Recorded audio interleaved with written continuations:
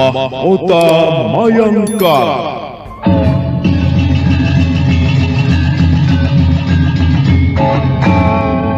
Cerita ini lanjutan dari Tutur Tinular. Kisah berlangsung pada zaman pemerintahan Prabu Jayanegara atau Kala Gemet, Raja Majapahit yang kedua. Mahkota Mayangkara merupakan sebuah judul sandiwara radio yang terkenal dan legendaris pada era 80-90-an. Dan merupakan sequel kedua lanjutan Tutur Tinular karya S. Tijab.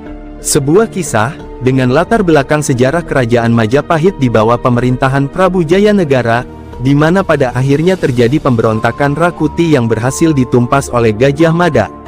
Sandiwara radio ini pertama kali mulai disiarkan pada tanggal 1 Januari tahun 1990, bertepatan dengan Tahun Baru, dan dipancarluaskan lebih dari 512 pemancar stasiun radio AM dan FM di seluruh Indonesia, yang tergabung dalam Persatuan Radio Siaran Swasta Nasional Indonesia (PRSSNI). Mahkota Mayangkara sendiri berasal dari kata mahkota, mayang dan angkara. Secara harfiah mahkota berarti hiasan kepala kebesaran raja, sedangkan mayang diambil dari bahasa Sangsekerta yang berarti semu, sedangkan angkara artinya kebengisan atau kekejaman. Jadi secara umum mahkota Mayangkara bisa diartikan sebagai sebuah kekuasaan yang bersifat semu atau sementara yang dicapai dengan penuh angkara dan pertumpahan darah. Mahkota Mayangkara berkisah tentang seorang pemuda dari kalangan rakyat jelata yang bernama Rakuti yang berasal dari desa Ganding. Oleh karena mimpinya, kemudian Rakuti berambisi untuk menjadi raja kerajaan Majapahit, sebagaimana dulu Ken Arok yang juga merupakan kalangan rakyat jelata namun berhasil menjadi penguasa Tumapel yang kemudian mendirikan kerajaan Singasari dan menurunkan Trah Rajasa. Awalnya, Rakuti bermimpi bahwa dia melihat bulan purnama di atas kepalanya dan berhasil meraih dengan tangannya. Tetapi ketika bulan itu dipeluknya, mendadak warnanya menjadi merah darah. Kemudian Rakuti menceritakan mimpinya itu kepada istrinya yang bernama Sitangsu. Sitangsu memperingatkan bahwa mimpi tersebut merupakan pertanda bahwa dirinya akan menjadi orang besar, akan tetapi akan mengalami peristiwa buruk yang penuh dengan pertumpahan darah. Namun dikarenakan ambisi Rakuti yang sangat besar, dia tidak menggubris nasihat istrinya yang berusaha untuk mencegah keinginannya. Rakuti mempunyai kawan baik bernama Rasemi. Bersama kawannya inilah kemudian ia berangkat ke Majapahit dan memulai karirnya dengan mendaftar sebagai seorang prajurit kerajaan. Melihat persaingan yang sangat keras di istana kerajaan, Rakuti memutuskan untuk mengembara mencari seorang guru ilmu kanuragan. Dalam pengembaraannya, ia menantang setiap orang yang ditemuinya yang dianggapnya mempunyai kanuragan yang lebih tinggi. Suatu ketika Rakuti bertemu dan bertarung dengan Nini Ragarunting, namun dapat dikalahkan. Saat itu Nini Ragarunting yang sedang merawat Ayu Wandira tak mau mengangkatnya sebagai murid. Rakuti juga bertemu dan bertarung dengan Arya Kamandanu di Gunung Arjuno. Ketika kalah dalam pertarungan itu, dia juga memohon agar Arya Kamandanu sudi mengangkatnya menjadi muridnya. Tapi Arya Kamandanu yang sudah menyepi untuk merawat anaknya serta meninggalkan dunia persilatan menolaknya. Rakuti tidak putus asa, ia melanjutkan pengembaraannya dan sampailah dia di Gunung Tengger dan bertemu dengan Wong Agung, guru mendiang Empu Tongbajil. Kembali Rakuti menantang Wong Agung untuk bertarung, namun dengan mudah Rakuti berhasil dikalahkan dan dibuat tidak berdaya. Beruntung kali ini Wong Agung bersedia menerimanya menjadi murid, karena melihat begitu besarnya tekad dan kegigihan dari Rakuti yang pantang menyerah.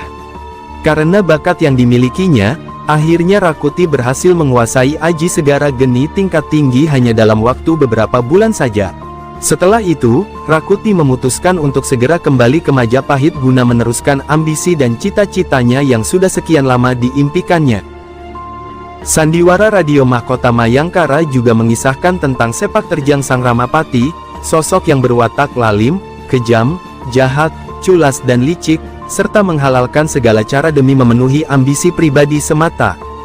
Berbagai kemelut yang melanda kerajaan Majapahit saat itu, merupakan ulah hasutan dan fitnahan Sang Ramapati itu sendiri. Korban dari hasutan dan fitnahan Sang Ramapati antara lain adalah Ranggalawe, Mahesa Taruna, Lembu Sora dan Nambi. Dalam peristiwa Ranggalawe, Ramapati menghasutnya supaya menentang pengangkatan Nambi sebagai patih. Sebaliknya, ia juga menghasut Nambi supaya menghukum kelancangan Ranggalawe. Akibat adu domba tersebut, perang saudara pertama pun meletus. Ranggalawe akhirnya tewas di tangan Kebo Anabrang dalam sebuah pertempuran di Sungai Tambak Beras. Namun, Kebo Anabrang sendiri juga tewas karena dibunuh dari belakang oleh Lembu Sora, paman Ranggalawe.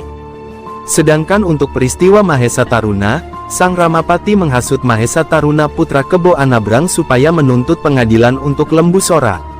Mengingat jasa-jasanya selama perjuangan mendirikan kerajaan, Lembu Sora hanya dihukum buang oleh Raden Wijaya, Raja Majapahit saat itu. Ramapati tidak kurang akal liciknya, ganti dia menghasut Lembu Sora supaya meminta hukuman yang lebih pantas. Lembu Sora pun berangkat ke ibu kota kerajaan untuk meminta hukuman mati.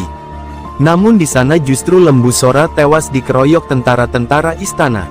Itu disebabkan, karena Nambi sudah lebih dahulu dihasut Ramapati, bahwa Lembu Sora akan datang untuk membuat kerusuhan dan keonaran.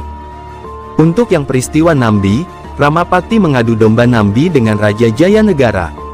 Suatu ketika Nambi izin libur dari tugas kerajaan, karena ayahnya yang di Lumajang meninggal dunia. Ramapati datang melayat sambil menyarankan supaya dia memperpanjang liburnya. Ramapati bersedia menyampaikan permohonan izin kepada Raja. Akan tetapi, di hadapan Jayanegara, Ramapati justru mengabarkan yang sebaliknya, bahwa sebenarnya Nambi tidak mau kembali lagi ke Majapahit karena sedang mempersiapkan pemberontakan. Jayanegara marah dan mengirim pasukan untuk menghancurkan Lumajang. Nambi dan sekeluarga tewas terbunuh. Ramapati kemudian diangkat sebagai patih baru sesuai dengan ambisinya. Begitulah lembaran hitam Sang Ramapati semasa hidupnya. Itu belum termasuk kejahatan-kejahatan lain seperti melakukan pembunuhan keji terhadap kesatria-kesatria pilihan dari daerah, sebagai calon pejabat tinggi Majapahit, melalui pembunuh bayaran dan komplotannya. Karena bagi Ramapati, mereka itu merupakan duri dalam daging yang suatu saat bisa mengganggunya, makanya harus segera disingkirkan. Tujuannya tidak lain tidak bukan adalah, agar ambisinya tidak ada yang menghambat dan menghalanginya. Dan akhirnya pada puncak kekurang ajarannya, Sang Ramapati merencanakan kudeta terhadap Raja Jayanegara. Kita kembali ke Rakuti yang sedang turun gunung, setelah berguru ke Wong Agung di lereng Gunung Tengger, dan menuju ke Majapahit. Sekembalinya dari mengembara dan menuntut ilmu kanuragan, Rakuti akhirnya diterima menjadi pasukan kerajaan Majapahit. Seiring dengan berjalannya waktu, kedudukan Rakuti di Majapahit menanjak naik, dengan ditunjuknya dia sebagai anggota Dharmaputra yang berjumlah 7 orang, yaitu Rakuti, Rasemi, Ratanca, Rawedeng, Rayuyu, Rabanyak, dan Rapangsa. Dharmaputra merupakan istilah untuk para pejabat tinggi yang memiliki kedudukan khusus dan istimewa di Majapahit, serta pejabat yang disayang oleh raja. Pada saat itu Sang Ramapati atau Dia Halayuda menjabat sebagai Patih Amangkubumi, dialah yang mengendalikan Dharmaputra sebagai kaki tangannya. Akhirnya, sampai pada puncak ambisi kekuasaannya, ia ingin menjadi Raja Majapahit. Setelah beberapa tahun dia merasa bahwa kekuasaan atas pemerintahan sudah berada di tangannya. Apalagi, Prabu Jayanegara, Raja Majapahit yang masih muda itu tidak begitu peduli dengan urusan pemerintahan. Menurut Jayanegara, pemerintahan sudah berjalan dengan baik di tangan Sang Ramapati. Karena itu ia amat percaya dengannya. Dia merasa tertolong dengan kecakapan Sang Ramapati dalam mengurus pemerintahan. Sekarang, ia tinggal menikmati kekuasaan mutlaknya, yakni bersenang-senang dengan wanita-wanita persembahan di Istana Kapopongan, tempat ia memabukkan diri. Sang Ramapati setelah melihat kemabukan raja itu, merasa mendapat momentum yang tepat, untuk melakukan kudeta meraih kuasa semu mahkota Mayangkara, sebagai Raja Majapahit alias negeri Wilwatikta. Segalanya sudah dipersiapkan bersama kaki tangannya yaitu 7 anggota Dharmaputra. Sayangnya, akibat kecerobohannya sendiri, kaki tangan yang sejatinya adalah anak asuhnya sendiri, berbalik arah, mengkhianati rencana makarnya.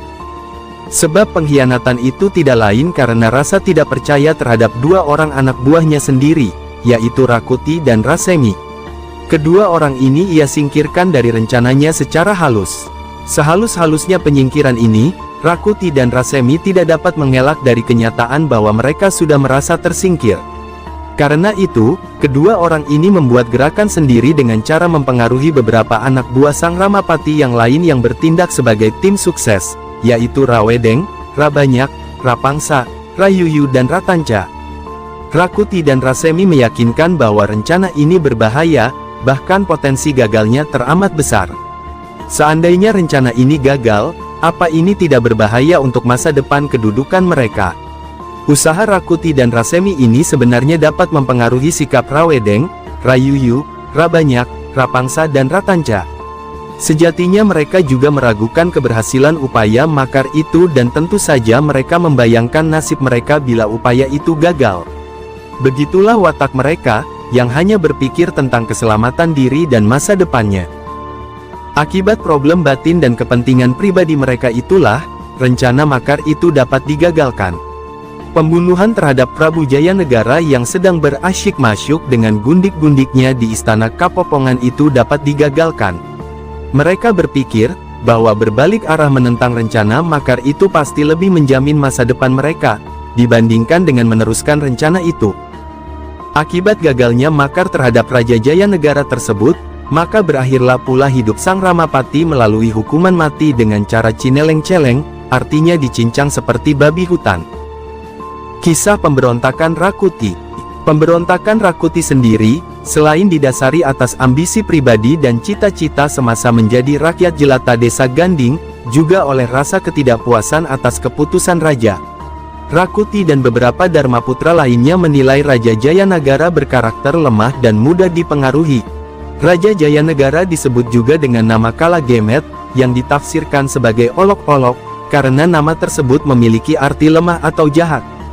Dalam menjalankan aksinya, Rakuti berhasil mengajak beberapa anggota Dharmaputra lainnya untuk berusaha mendongkel tahta Raja Jayanegara, yakni Ratanca, Rabanyak, Rayuyu, Rapangsa dan Rawedeng.